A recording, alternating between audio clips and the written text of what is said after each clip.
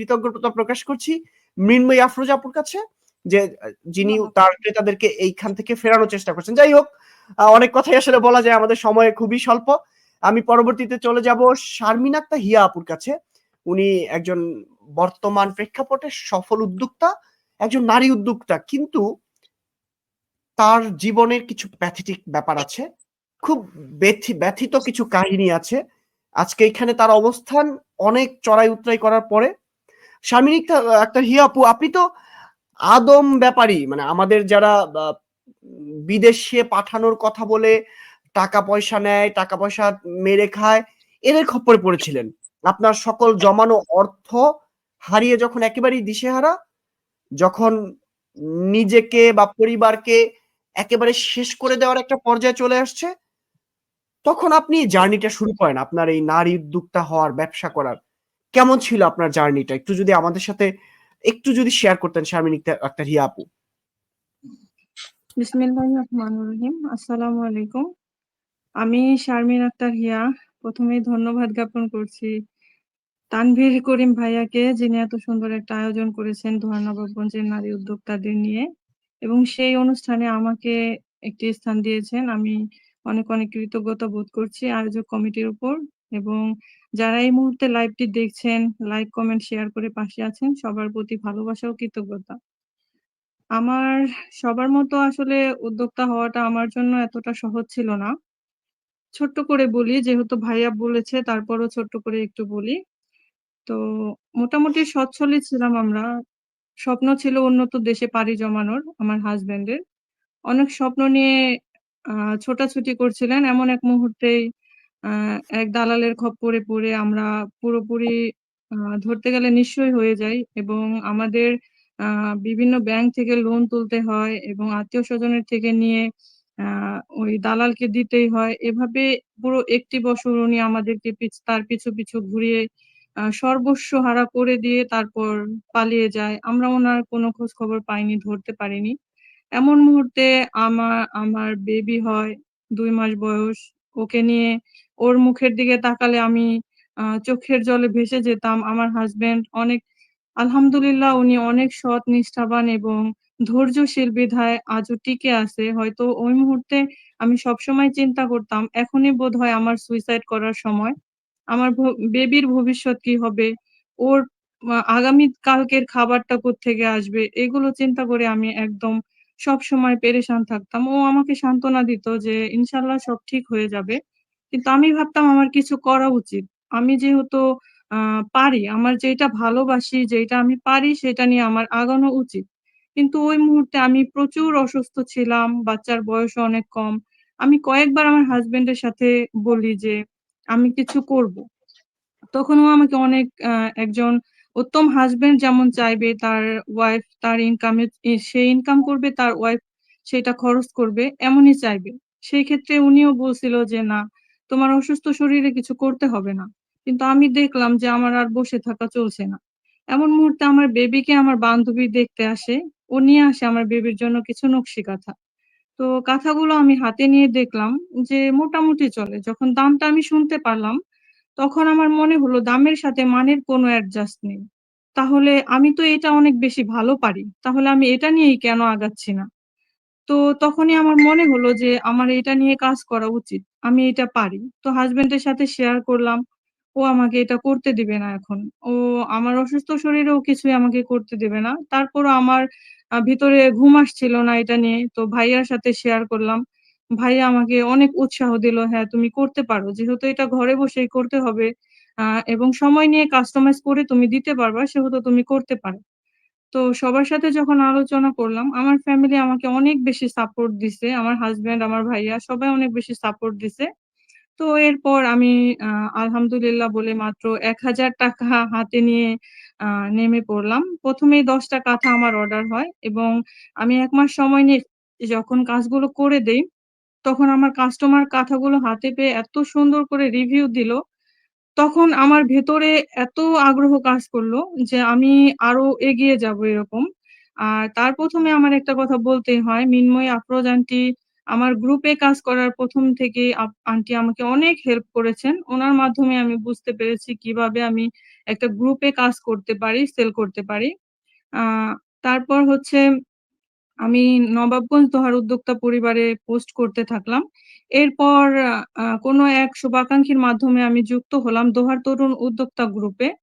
সেখানেও আমি মোটামুটি পোস্ট করতে থাকলাম। ভালো রকমের সাড়া পেলাম এবং ওই গ্রুপের অ্যাডমিন বাহালুল মোল্লা ভাইয়া, উনি আমাকে যথেষ্ট সাপোর্ট করলেন এবং ইনবক্সে পার্সোনালি নক দিয়ে আমার পণ্য সম্বন্ধে অনেক প্রশংসা করলেন, এগিয়ে যেতে সাহস দিলেন।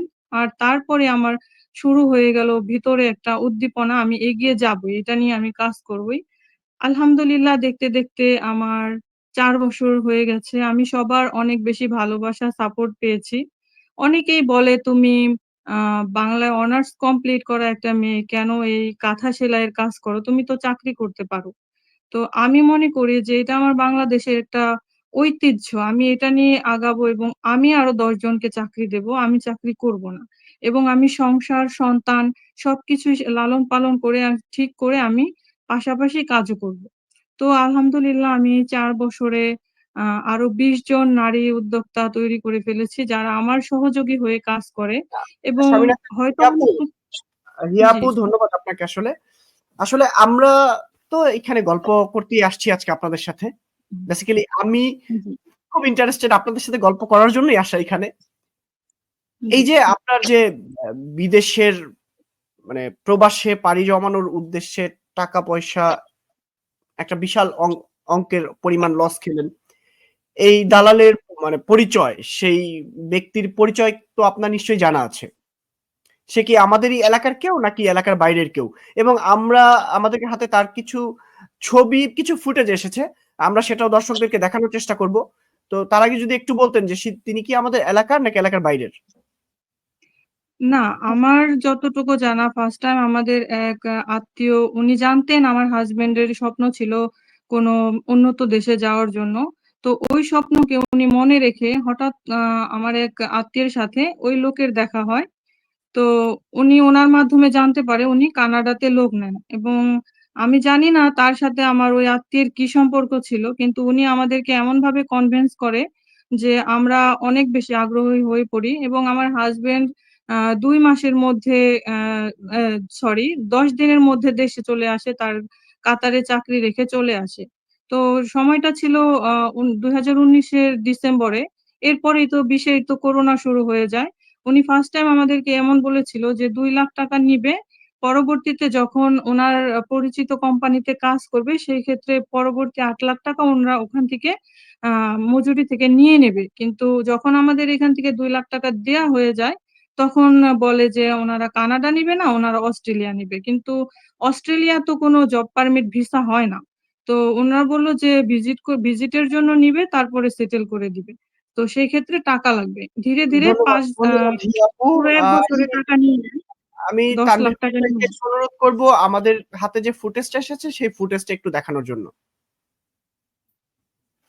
তানভীর করিম ভাই আমাকে যদি শুনতে পান।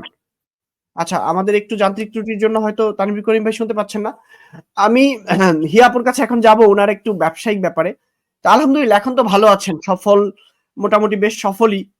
আ আপনার মাধ্যমে আরো ১০-১৫ টা নারী সেই পাশাপাশি কাজ করছে।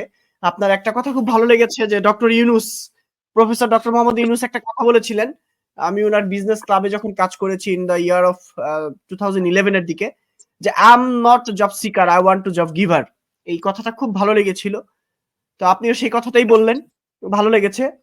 যাই হোক, আপনার তৈরিকৃত পণ্য নকশি কাঁথা কেমন সাড়া পাচ্ছেন বর্তমানে?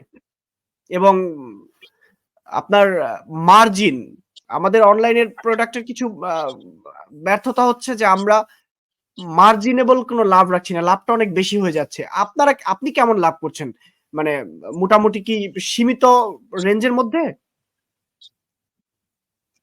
জি, ধন্যবাদ। আমি আর নকশি পণ্য নিয়ে আলহামদুলিল্লাহ অনেক, অনেক ভালো সাড়া পেয়েছি এবং আমি প্রতিটা কাস্টমারের মুখে হাসি দেখেছি আমার পণ্য পেয়ে এবং আমার এই লক্ষ্যই হচ্ছে, আমার স্লোগানই হচ্ছে যে, "অর্থ নয় কাস্টমারের শেষ হাসি আমার লক্ষ্য।"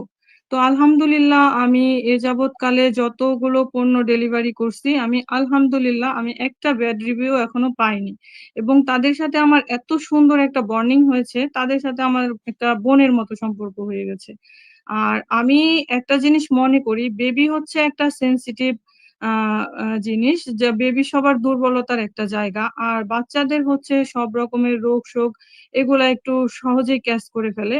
তো আমি বাজার ঘুরে যাচাই বাছাই করে যেই পণ্যটা একদম কোয়ালিটিফুল, যা থেকে বেবির র্যাশ উঠবে না, কোনো রকমের অ্যালার্জি ফুসকুড়ি হবে না, বেবি কমফোর্টেবল ফিল করবে, আনন্দ পাবে, আরামের ঘুম হবে, এই সবগুলো জিনিস বিবেচনা করে আমার উদ্দেশ্য ছিল এটা, আমি সেবা দিব। সেবা দেওয়ার পাশাপাশি আমি কিছু ইনকাম করব। তো সেই উদ্দেশ্য থেকে আমি এমন ভাবে আমার পণ্যটা তৈরি করি যেখানে আমার আহ ধরতে গেলে 3 ভাগের উপরে আমার খরচ চলে যায়, 1 ভাগেরও কম আমার লভ্যাংশ থাকে। সেক্ষেত্রে আমি যদি আপনাকে বলি যে 280 টাকার একটা কাঁথা যদি আমি সেল করি ছোট সাইজের, সেটাতে হচ্ছে আমার খরচের পর আমার 40 টাকা থাকে। তো সেইখানে আমার একটা কাঁথার মধ্যে 3 দিনের মতো শ্রম দিতে হয় সব মিলিয়ে, এবং সমস্ত কিছু আমাকেই ম্যানেজ করতে হয়। আমার কোনো হেল্প হ্যান্ড নেই, আমি একাই সবকিছু করি। বলতে সবকিছু শুধু কাজটা আমার কিছু সহযোগী শিল্পী বোনেরা আছে, ওরা টিনেজার বোন এবং গ্রামের কিছু আন্টিরা, তাদের দিয়ে আমি কাজটা করি। তো সেক্ষেত্রে আমি আমার পার্সেন্টেজটা একদমই সীমিত রাখি, যেন দামের সাথে মানের একটা অ্যাডজাস্ট থাকে এবং কাস্টমার সন্তুষ্ট থাকে। ধন্যবাদ হিয়া আপু, আমরা আসলে বুঝতে পেরেছি। আসলে আমরা যারা সবাই তো গাড়িতে উঠি, বিমানে উঠি, গাড়িতে ড্রাইভার দেখা যায়, তবে বিমানে কিন্তু পাইলটকে দেখা যায় না। তারপর জি আমরা নিশ্চিন্ত থাকি যে আমরা সেফলি আমাদের গন্তব্যে পৌঁছাবো, কারণ আমাদের বিশ্বাস থাকে বিমানটা কেউ চালাচ্ছে। তো আমাদের আসলে বিশ্বাস রাখতে হবে আমাদের রিজিকের মালিক মহান রাব্বুল আলামিন, তিনি আমাদের রিজিক জোগাড় করে দিবেন। আমাদের শুধু একটু পরিশ্রম করতে হবে, একটু খুঁজতে হবে।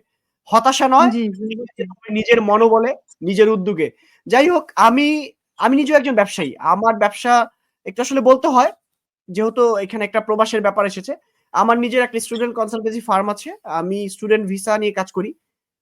তো এই যে বাংলাদেশে এরকম তথাকথিত অনেক প্রতারক আছে যারা বিদেশের নাম করে লক্ষ লক্ষ টাকা খাচ্ছে। ইভেন আমি মাঝে মাঝে খুব অবাক হই যে এখনো বাংলাদেশে ডিবি লটারি দেখাচ্ছে আমেরিকার, অথচ ডিবি লটারির কোটা আমাদের শেষ হয়েছে আরো বেশ কয়েক বছর আগেই। আমাদের ডিবি লটারির আর কোনো ওয়ে নাই, কিন্তু এখনো আমেরিকাতে ডিবি লটারির নামে প্রতারকরা মানুষের কাছে টাকা পয়সা নিচ্ছে।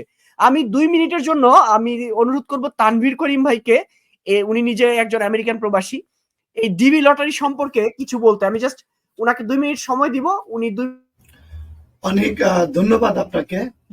সুন্দর একটা চমৎকার প্রশ্ন করেছেন। আসলে এই বিষয়টি নিয়ে কথা বলা দরকার, কারণ বাংলাদেশের মানুষ প্রায় প্রতারিত হচ্ছে। বিষয়টা হচ্ছে, ডিবির আগে ছিল ওপি ওয়ানে কোনো শিক্ষাগত যোগ্যতা লাগতো না, বিভিন্ন অড জব গুলোর জন্য মানুষ হায়ার করতো আমেরিকা। এরপরে ডিবি 1 আসলো, ডিবি 1-এ যোগ্যতা ছিল minimum intermediate pass. So DB 1-এর মেইন যে টার্মস এন্ড কন্ডিশন ছিল সেটা হচ্ছে, কোনো দেশ যদি প্রাইম অ্যাপ্লিক্যান্ট বলতে, যেমন আমি আসছি একটা, আমার পরে যেমন আমার মা বাবা আসছে, আমার শ্বশুর শাশুড়ি আসছে, আমার শালি আসবে, আমার ভাই বোনরা আসবে, আমার ওয়াইফ আসছে, এরা না, শুধু আমি একটা অ্যাপ্লিকেন্ট হিসেবে কেমন, এরকম 50,000 অ্যাপ্লিকেন্ট ফুলফিল হয়ে গেলে তখন আর ডিবিতে সে কোয়ালিফাই করবে না সেই রাষ্ট্র। বাংলাদেশ মোস্ট প্রবাবলি 2012 থেকে 11 সেপ্টেম্বর বা অক্টোবরে এটা শেষ হয়ে গেছে, এরপরে আর সম্ভব না। এই এই এই লটারি থেকে পাকিস্তান, ইন্ডিয়া, অনেক দেশ, শুধু নেপাল স্টিল আছে, নেপালও যে কোনো মুহূর্তে শেষ হয়ে যাবে। যাই হোক, যেটা কথা বলছি, কিয়ামতের আগ পর্যন্ত বাংলাদেশের জন্য আর ডিবি সম্ভব না, এটা কোনোভাবে সম্ভব না। যদি আমেরিকা শুধুমাত্র বাংলাদেশে ভালোবাসে নতুন করে কোনো কিছু করে, তাইলে আবার বাংলাদেশে আসতে পারবো। মানে এইভাবে প্রতারিত না হওয়ার জন্য সবাইকে পরামর্শ দিচ্ছি। প্লাস আরেকটা জিনিস আমি বলি, সেটা হচ্ছে, আপনারা শুধু এই প্ল্যাটফর্ম না, এই ডিবি যে হবে না সেটা তো সম্ভবই। বাংলাদেশের বিভিন্ন টার্জেন বিষয় আমেরিকায় বর্ডার দেয়া কিংবা মাল্টিপল বিষয় এরকম অনেকে আসে, আপনারা দেখেন সেই সংখ্যাটা 5%, কিন্তু 95% মানুষের গল্পটা কিন্তু ভিন্ন, তারা কিন্তু সর্বশান্ত হয়ে যায়। অতএব লিগাল ওয়েতে আমেরিকা আসার অনেক প্রসেস আছে, এবং আমি শুধু আমেরিকা কেন, বিশ্বের বিভিন্ন দেশে যাওয়ার প্রসেস আছে। সেই সমস্ত দেশে যান। আমেরিকা আপনি ইলিগাল ভাবে এসে 1 লাখ টাকা 1.5 লাখ টাকা করবেন, 1 লাখ টাকা খরচ যাবে, 50,000 টাকা, তার জন্য আপনারা রিস্ক নিয়ে লাভ আছে। আমি নিরুৎসাহিত বলতেছি না, যদি আপনি লিগাল ভাবে অবশ্যই আসেন। আমি সবসময় চাই বাংলাদেশ থেকে বহির্বিশ্বে লোকজন স্থায়ীভাবে বসবাস করুক, তাতে আমাদের দেশের উপরে প্রেশার কমবে এবং আমরা রেমিটেন্স পাঠার দেশটাকে ভালো রাখতে পারবো। তো ধন্যবাদ সবাইকে। প্রতারিত না হওয়ার জন্য সবাইকে অনুরোধ করছি, কোনো অবস্থাতে আমেরিকায় ডিবি লটারি নাই, অতএব ফেসবুকে যে সমস্ত ডিবি লটারি অ্যাড দেয় তা ভুয়া। আপনারা সাথে সাথে রিপোর্ট করবেন, ফেসবুক তাদের সাইটগুলো ব্লক করে দেবে। থ্যাংক ইউ সবাইকে।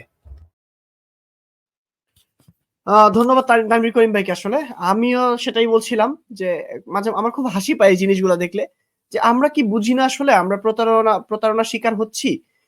অনেক সময় আসলে আবেগের কারণে বোঝা যায় না, আমরা সেই গল্প শুনি।